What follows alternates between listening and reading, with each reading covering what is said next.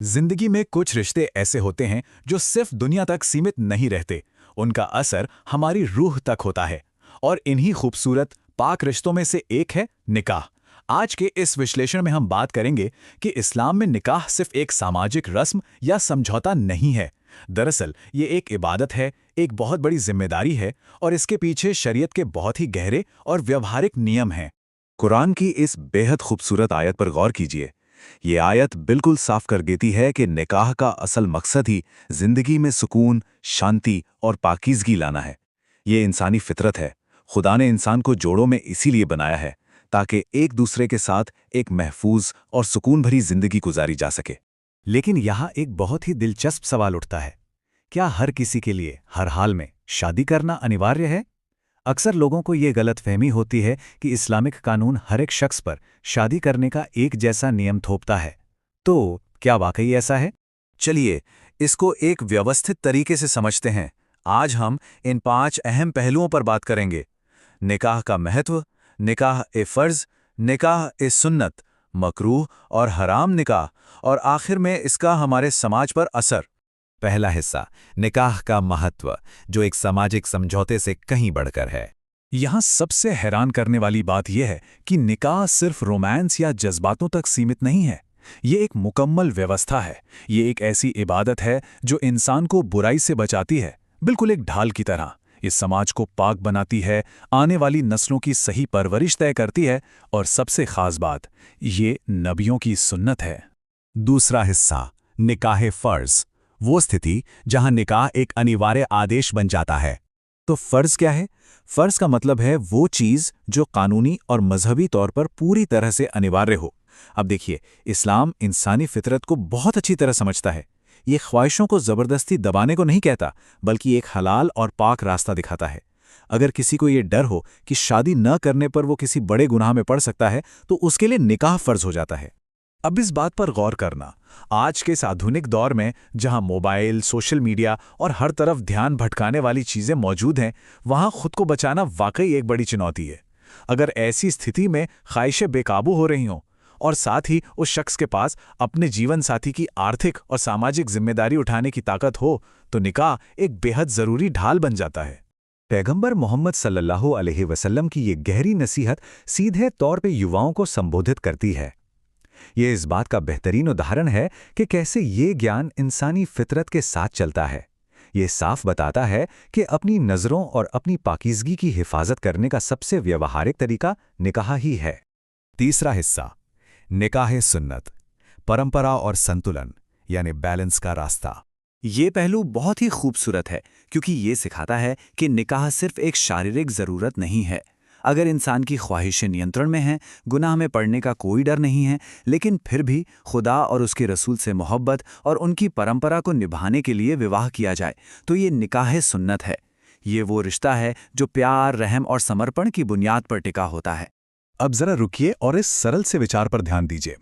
आजकल हम देखते हैं कि शादियां सिर्फ दिखावे और बेतहाशा खर्चों का प्रतीक बन गई हैं, लेकिन असलियत तो यह है कि सबसे ज्यादा बरकत वाला निकाह वही है जो सबसे सादा हो, जिसमें कम से कम खर्च हो और दिखावा बिल्कुल ना हो। एकदम सीधी और सच्ची बात। चौथा हिस्सा, मकरूह और हराम, वो स्थितियां जहां विवाह को नापसंद किया गया है या पूरी तरह मना किया गया है। अक्सर लोग इस पहलू को भूल जाते हैं, लेकिन इन 2 श्रेणियों को समझना बहुत जरूरी है। यह दिखाता है कि इस्लामी कानून सिर्फ लोगों की शादी करवाने का नाम नहीं है, बल्कि ये एक जीवन साथी के हक, उसकी इज्जत और उसकी सुरक्षा को शादी करने से भी ज्यादा अहमियत देता है। मकरूह, यानी जिसे सख्त नापसंद किया गया हो। सोचिए, अगर शादी से पहले ही किसी को ये अंदेशा हो कि वो अपने जीवन साथी की आर्थिक, भावनात्मक या शारीरिक ज़रूरतें पूरी नहीं कर पाएगा या उसके साथ इंसाफ नहीं कर पाएगा, तो ऐसी स्थिति में शादी करने को बढ़ावा नहीं दिया जाता, बल्कि साफ तौर पर हतोत्साहित किया जाता है। चरित्र का इससे बेहतरीन पैमाना भला क्या हो सकता है? ये याद दिलाता है कि किसी भी इंसान की असली पहचान इस बात से होती है कि बंद दरवाज़ों के पीछे अपने परिवार और अपने जीवन साथी के साथ उसका बर्ताव कैसा है। और जब बात आती है हराम की, तो नियम बिल्कुल सख्त हैं, कोई समझौता नहीं। अगर किसी को पूरा यकीन हो कि वो शादी के बाद अपने जीवन साथी पर जुल्म करेगा, उसके हक मारेगा या इस पवित्र रिश्ते को तकलीफ देने का हथियार बनाएगा, तो ऐसे शख्स के लिए निकाह करना पूरी तरह से हराम है। इस्लाम इंसाफ का मजहब है।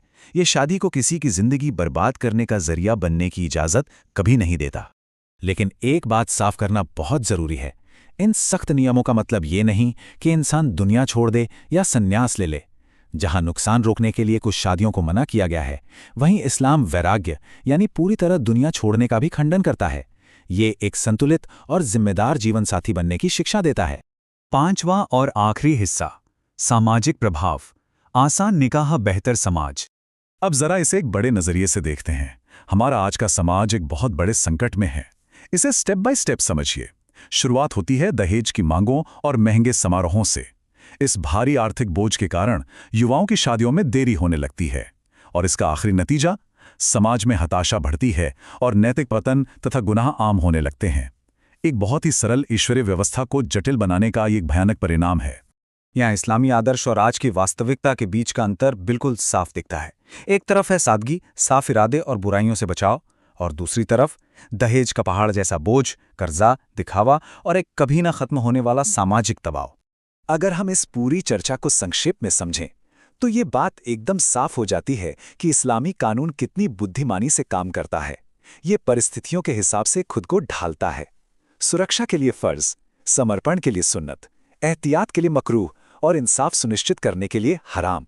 ये व्यवस्था न केवल शादी करने वाले की, बल्कि जिससे शादी हो रही है उसकी भी पूरी तरह से हिफाजत करती है। आखिर में इस बात को हमेशा ध्यान रखना चाहिए कि निकाह एक बहुत बड़ी नेमत है, एक बहुत पवित्र जिम्मेदारी है। ये इंसाफ और रहम के साए में 2 दिलों और 2 परिवारों को जोड़ने का नाम है। इसे सिर्फ एक सामाजिक रस्म मानकर इसकी अहमियत को कम नहीं किया जा सकता। तो आखिर में एक बहुत ही महत्वपूर्ण सवाल है जो हम सबको अपने आप से पूछना चाहिए। क्या हमारे आज के आधुनिक समाज में हम निकाह के इस पाक रिश्ते को एक सुरक्षा देने वाली ईश्वरीय नेमत के रूप में देख रहे हैं, या हमने अपनी दिखावे की आदतों से इसे एक असंभव सामाजिक बोझ बना दिया है? इस सवाल पर जरूर गौर कीजिएगा। आज के इस विश्लेषण में हमारे साथ जुड़ने के लिए बहुत बहुत शुक्रिया।